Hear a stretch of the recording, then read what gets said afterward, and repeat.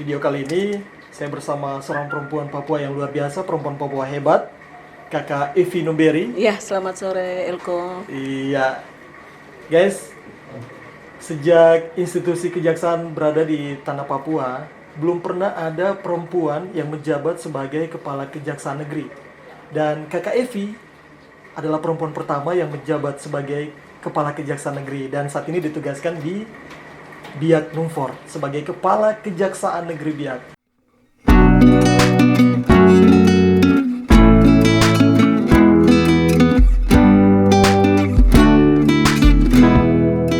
Hai guys, jumpa lagi di kisah inspiratif. Welcome back to Elko Channel. Video kali ini saya bersama seorang perempuan Papua yang luar biasa, perempuan Papua hebat, Kakak Evi Numberi. Iya, selamat sore Elko. Iya, guys, sejak institusi kejaksaan berada di tanah Papua, belum pernah ada perempuan yang menjabat sebagai kepala kejaksaan negeri. Dan Kakak Evi adalah perempuan pertama yang menjabat sebagai kepala kejaksaan negeri dan saat ini ditugaskan di Biak Numfor sebagai kepala kejaksaan negeri Biak. Dan tentu banyak kisah, banyak cerita inspiratif yang Kakak Evi akan sharing, akan bagikan untuk kita semuanya pastinya ya. Dan semoga kisah dari Kakak Evi ini menjadi inspirasi bagi semuanya. Ya, buat pemuda-pemuda di Indonesia, buat pemudi dan juga terutama buat anak-anak Papua yang ada di tanah Papua. Ini dia tokoh inspiratif yang akan berbagi kisah, berbagi cerita dengan kalian semuanya. Halo. Iya, selamat sore. Selamat sore. Apa kabar? Baik, puji Tuhan. Puji Tuhan sehat ya. Sehat. Luar biasa. Waduh, ini senyumnya luar biasa. Keren sekali ya. Oke. Kakak, Siap. waktu kecil itu cita-cita kakak ingin jadi apa? Cita-cita waktu kecil itu pastilah sesuai dengan keinginan orang tua, menjadi seorang yang berguna. Jadi waktu masih kecil kan selalu melihat orang di sekitar kita, misalnya kakak pulang kantor pakai baju pakaian dinas. Pakaian dinas begitu PNS, jadi. iya, PNS. Jadi wah, saya harus besar harus jadi PNS. Jadi Minimal PNS. PNS di Pemda Provinsi Papua. Pada saat itu. Dan akhirnya Ya akhirnya Tuhan buat rencana yang baik buat saya. oke, luar biasa. Ya, Kak, ini untuk pertama kalinya ya perempuan Papua menduduki jabatan yang saat ini ya, Iya. sebagai kepala kejaksaan negeri. Kepala Kejaksaan Negeri Biak Numfor. Kepala kejaksaan negeri Biak Numfor. Iya. Ini baru saja diumumkan ya begitu. Iya, baru per Februari ini tanggal. Februari. Iya, Berarti tanggal tinggal 8. pelantikan saja ya. Siap, tanggal 3 Maret. 3 Maret. Luar Aduh, biasa, Bikin Papua. congratulations. Selamat, Terima kasih selamat atas kakak. dukungannya. Luar biasa. Bagaimana kakak ini ceritanya sampai kakak tuh bisa ada di posisi saat ini? Prosesnya bagaimana sih kak? Iya, kita berbicara tentang proses itu sesuatu yang dijalani begitu panjang. Mulai dari penerimaan pegawai sampai dengan mencapai jenjang seperti sekarang ini begitu banyak tantangan yang harus dihadapi dan persiapan-persiapan baik secara mental, baik secara fisik yang kita harus siapkan. Oke. Jadi awalnya itu kami memang ini semuanya rencana Tuhan buat kami. Jadi tahun 2000 itu ketika terjadi reformasi terhadap undang-undang Otsus, Papua waktu itu sudah diterbitkan. Kami anak-anak Papua, khususnya anak-anak Papua waktu itu dipanggil oleh institusi kejaksaan untuk mendaftar. Di saat itu kami dipanggil oleh institusi kejaksaan untuk mendaftarkan diri. Ya, diantaranya masuk saya. Baik. Jadi sampai saat ini gitu ya. Kakak waktu SD SMP semua dulu di mana? SD di Jayapura, di SD Negeri Hamadi. SD Negeri Hamadi. Hamadi. Itu SD. SMP-nya di. SMP juga di Hamadi kan. Wah, anak Jayapura berarti.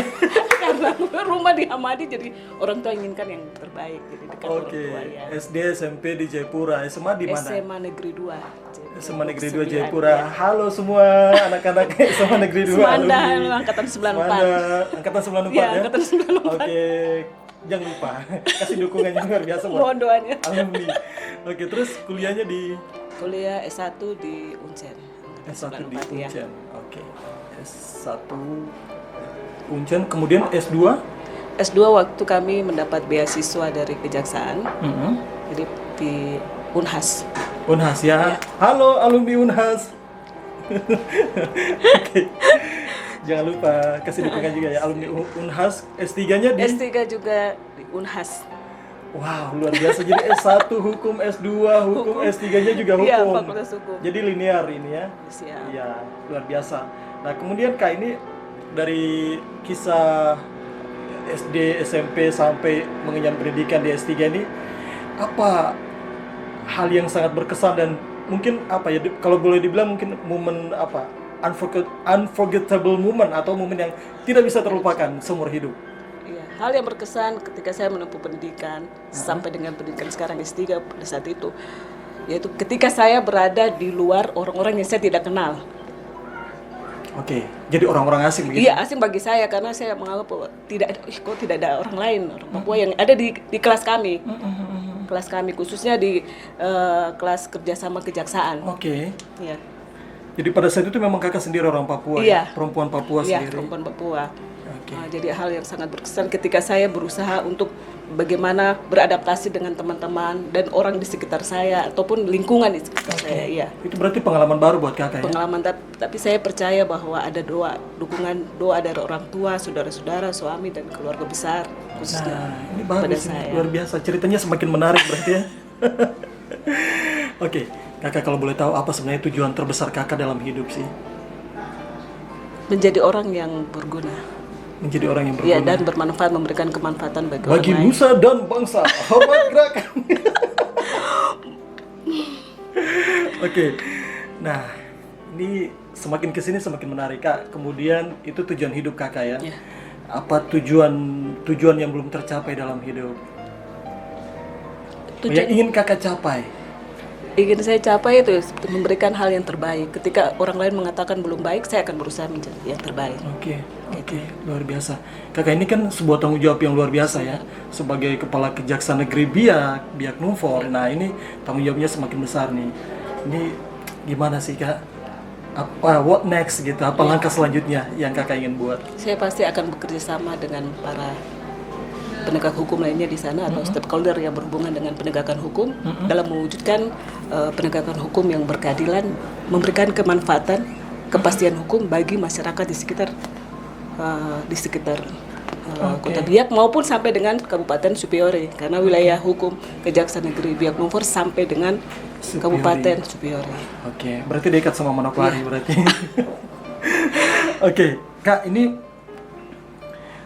dari kisah pendidikan ya, dari perjalanan pendidikan kakak, karir mulai dari sampai saat ini. Nah, tentu ini jadi apa ya, kisah inspiratif bagi perempuan Papua juga ya. Ya, kalau di luar sana mungkin belum banyak perempuan Papua yang ada ya di institusi khususnya di kejaksaan. Ya, kemudian juga apa motivasi kakak bagi mereka dan kemudian juga ini pesan untuk perempuan Papua ya untuk bisa juga mengenyam pendidikan sampai di level yang tertinggi saat ini. Ya, bagaimana nih kak? Ya, mungkin pesan-pesan saya terhadap teman-teman khususnya di institusi kejaksaan perempuan Papua, mari kita bekerja sesuai dengan tuntutan institusi dan kita pasti bisa. Apapun yang kita kerjakan pasti bisa kita lalui dan jangan lupa kita serahkan semua dalam rencana Tuhan. Baik, untuk perempuan Papua, saya bangga menjadi perempuan Papua karena akan menjadi penjaga Papua, kemudian menjadi penjaga penerus orang Papua, kemudian akan menciptakan sumber daya manusia orang Papua yang berguna bagi orang Papua. Itu dia. Jadi kalau perempuan lain bisa, perempuan Pasti kita Papua bisa. Pasti bisa. Iya, mau sama-sama pasti bisa, mau. Dong makan apa? Makan nasi, tuh juga makan nasi tuh jadi tuh. Kelebihan kita makan sagu. Sedang tong juga bisa ya. Bukan maksudnya perempuan Papua. Laki-laki Papua yang wawancara jadi maksudnya untuk perempuan Papua begitu. Iya, perempuan Papua pasti bisa. Dan saya percaya pemerintah juga memberikan peluang-peluang yang besar bagi perempuan Papua. Baik. Kak, ini kan kakak ini kan wanita karir ini. Iya. Pasti punya apa ya, kesibukannya tinggi sekali. Tapi bagaimana kakak bisa mengatur waktu dengan keluarga? Iya. Kalau berbicara tentang membagi waktu dengan keluarga, saya berpikir itu komitmen dari kedua belah pihak, antara lain suami istri, menjaga bagaimana harmonisnya keluarga, komitmen bersama. Ketika saya berada di luar rumah tangga, dalam artian di luar rumah tangga, pisah dengan keluarga, anak, suami, itu menjadi tanggung jawab, sebenarnya tanggung jawab bersama.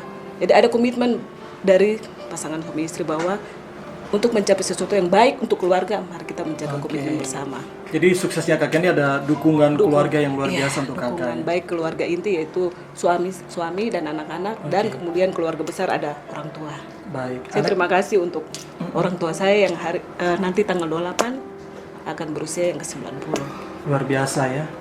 Jadi tanggal berapa? 28? 28 Februari. Usia yang ke-90. Siap. Anugerah. Luar biasa.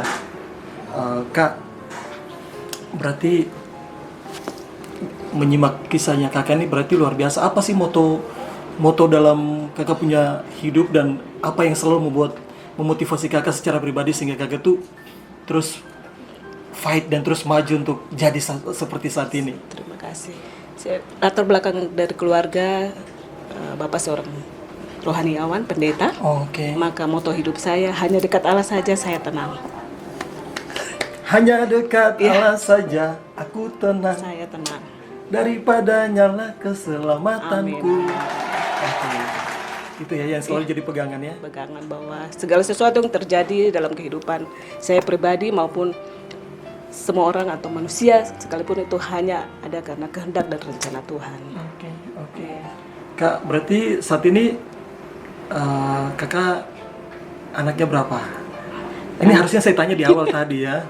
Ya, biar tidak penasaran ya, biar saya juga dan mungkin penonton ya, guys yang nonton juga penasaran. Apakah Ibu Evi sudah berkeluarga? Ya sudah dong. Nah. Anaknya berapa kakak? 2. Silakan dijawab. Ya, 2. anak saya 2. Oke, anak 2. Cukup 2.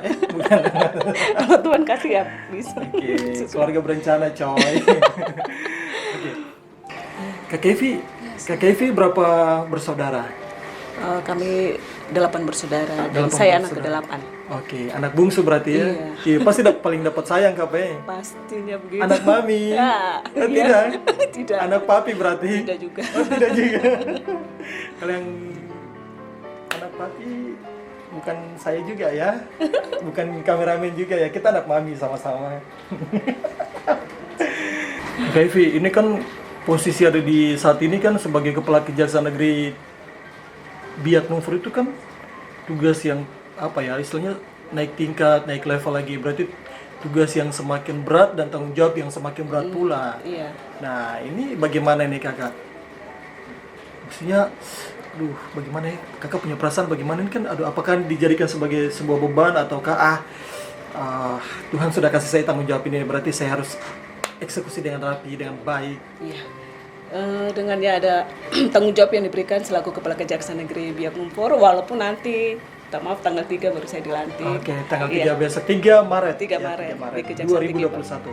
Kejaksaan Tinggi Papua. Kejaksaan Tinggi Papua. Iya. Selamat ya Kak, selamat ya. Terima kasih, mohon Selamat. doanya biar lancar. Selamat, amin, amin. Jadi saya pikir dengan adanya tanggung jawab yang diberikan, itu merupakan beban, tetapi saya percaya beban itu akan saya laksanakan sesuai dengan apa yang diatur, baik di dalam institusi maupun dalam masyarakat. Oke, Ya. hebat loh perempuan Papua untuk pertama kalinya ada di posisi yang seperti ini ya. Patut kita bersyukur kepada Tuhan. Kemudian terima kasih juga kepada institusi kejaksaan yang sudah memberikan tanggung jawab atau memberikan waktu bagi kami orang Papua untuk memimpin di Papua sendiri. Negeri sendiri. Iya. Sebuah Memang perjuangan apresiasi dan juga kebanggaan ya. Iya. Oke. Hebat ya Kak. Semua karena Tuhan hebat. Saya tuh speechless loh berbicara dengan seorang perempuan Papua yang hebat, yang luar biasa, pendidikannya juga sangat tinggi. Jadi sampai terakhir S3 hukum lagi. Aduh, itu topiknya berat guys. Bukan main guys, berat. Kalau sudah bicara sampai ke arah-arah hukum itu aduh. Tapi kakak kok mau ya jadi ada di sini dan mau yang hukum-hukum gitu ya. Berarti tugasnya menghukum orang dong Kak? Tidak juga. Oh tidak. Tidak menghukum orang. Saya takut dihukum. Tidak menghukum orang. Takut. hentikan. Kalau tidak mau dihukum berarti jangan nakal gitu. Iya toh Kak? Harus kenali hukum. Oh, Kalau tidak mau dihukum, kenali hukum. nah itu, saya tunggu kata itu dari tadi. Kalau tidak mau dihukum harus kenali hukum Iya. dan Melaksanakan perintah. aturan hukum. Oh, aturan hukum ya. Iya. Kalau perintah lain lagi. Oke, begitu. Jadi tanggung jawab yang luar biasa. Cita-cita kakak juga dari kecil itu pingin jadi memang berkecimpung ya di dunia hukum-hukum begitu kan? Atau senang lihat orang dihukum? Tidak ya? Cita-cita kecil itu memang menjadi orang yang berguna sesuai dengan apa kemauan orang tua.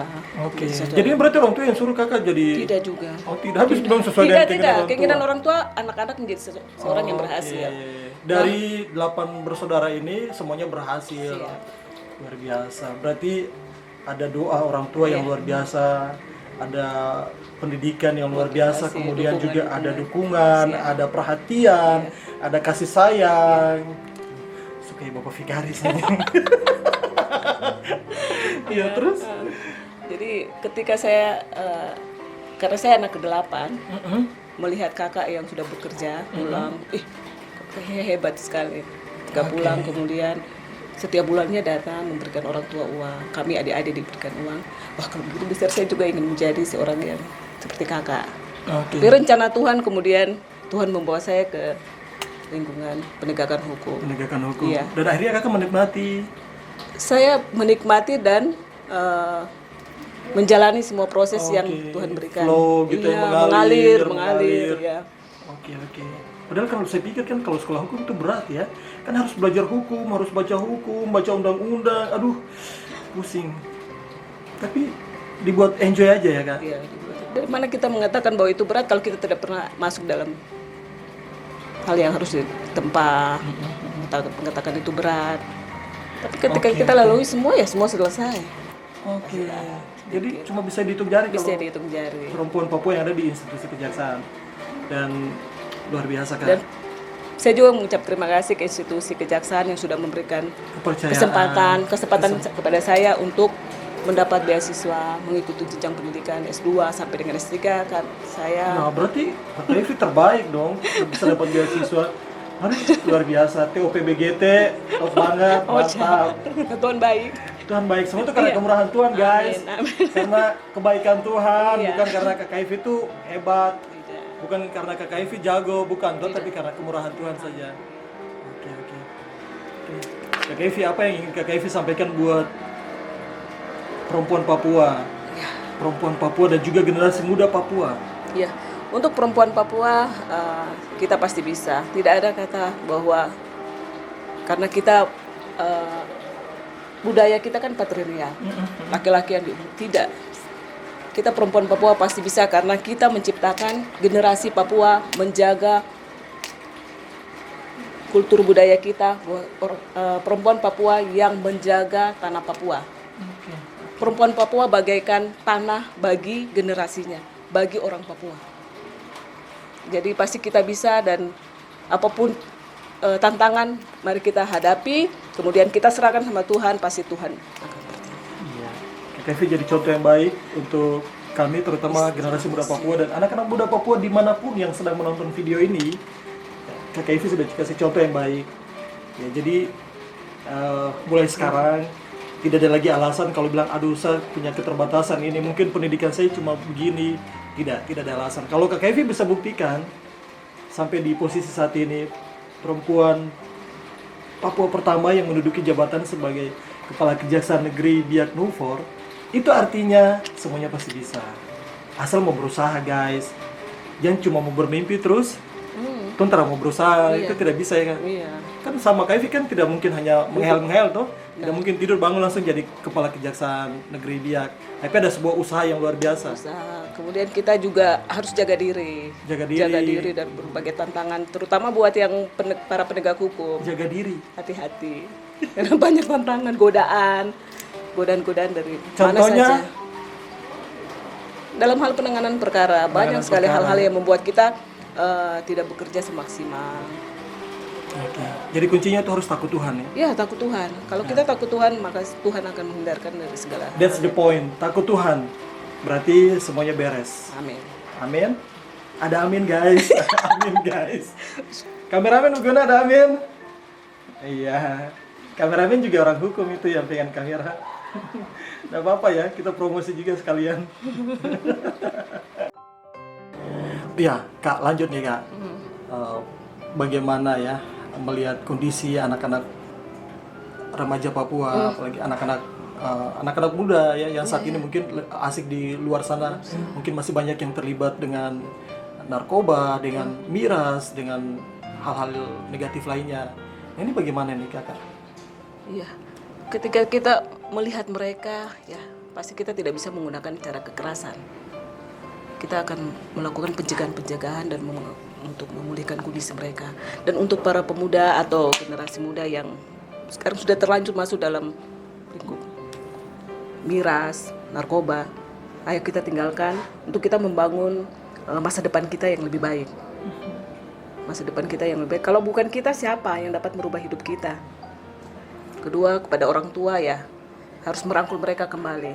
Mungkin ada hal-hal kecil yang kesalahan-kesalahan yang memang disebabkan oleh perhatian orang tua. Bisa jadi perhatian orang tua ataupun memang pergaulan mereka di lingkungan mereka, anak-anak itu sendiri. Oke. Karena ada firman Tuhan, pergaulan yang buruk merusakkan kebiasaan yang baik. Kebiasaan yang baik. Iya. Oke. Nah, ini pesan khusus Kakak untuk perempuan Papua. Nah, kemudian juga mungkin kalau melihat institusi kejaksaan sendiri ini kan tidak banyak ya, kalau mau dilihat mungkin perempuan Papua sangat jarang dan bahkan sedikit. Nah, ini setelah menonton ini mungkin ada yang berkeinginan atau misalnya ada yang punya cita-cita, aduh saya ingin seperti jaksa. Kakak, saya mau menjadi jaksa. Ini bagaimana nih Kak? Apa motivasinya untuk mereka? Iya, untuk generasi muda yang sedang menempuh pendidikan, untuk menjadi seorang jaksa harus ya latar belakang pendidikannya sarjana hukum. Kemudian ya mendaftar di institusi kejaksaan, menjaga diri, kemudian mengikuti perkembangan ilmu pengetahuan yang ada, sehingga kita bisa berkompetensi dengan teman-teman kita dari luar. Jadi tetap kita harus bersemangat bahwa kita generasi muda Papua pasti bisa. Dan kita bisa. Kita juga bisa bersaing dan kita mampu bersaing dengan teman-teman yang dari luar daerah. Setuju? Sepakat? Nah, lanjut. Di tempat yang berbeda dengan suasana yang berbeda di Billy Cafe. Oke, guys dan juga Kak Evi, patutlah kita mengucap syukur ya kepada Tuhan karena atas berkat Tuhan sehingga Kakak Evi boleh diizinkan dan diberikan tanggung jawab yang luar biasa, tanggung jawab besar untuk Kakak Evi sebagai Kepala Kejaksaan Negeri Biak Numfor. Iya. Tentu ini tidak lepas dari bentuk dukungan ya dari pihak-pihak yang sudah mendukung Kakak Evi. Hal apa yang Kakak Evi sampaikan kepada pihak-pihak yang sudah mendukung Kakak Evi? Iya.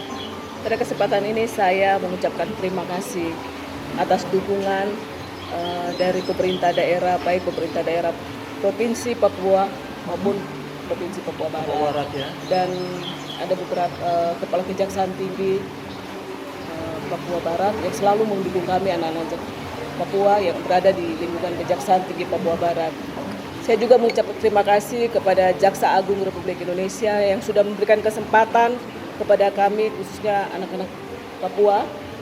Kemudian kepada saya untuk menduduki jabatan sebagai Kepala Kejaksaan Negeri Biak Numfor. Ini suatu penghargaan yang terbesar bagi kami dan kami sangat mengucap terima kasih. Kiranya dukungan ini atau kepercayaan ini terus diberikan kepada jaksa-jaksa yang lainnya. Betul, dan dukungan ini tidak hanya berhenti di sini dan tidak hanya berhenti untuk Kakak Evi, tapi kepada jaksa-jaksa orang asli Papua juga, sehingga ke depan mereka juga bisa dipromosikan, ya, bisa menduduki jabatan sebagai kepala kejaksaan.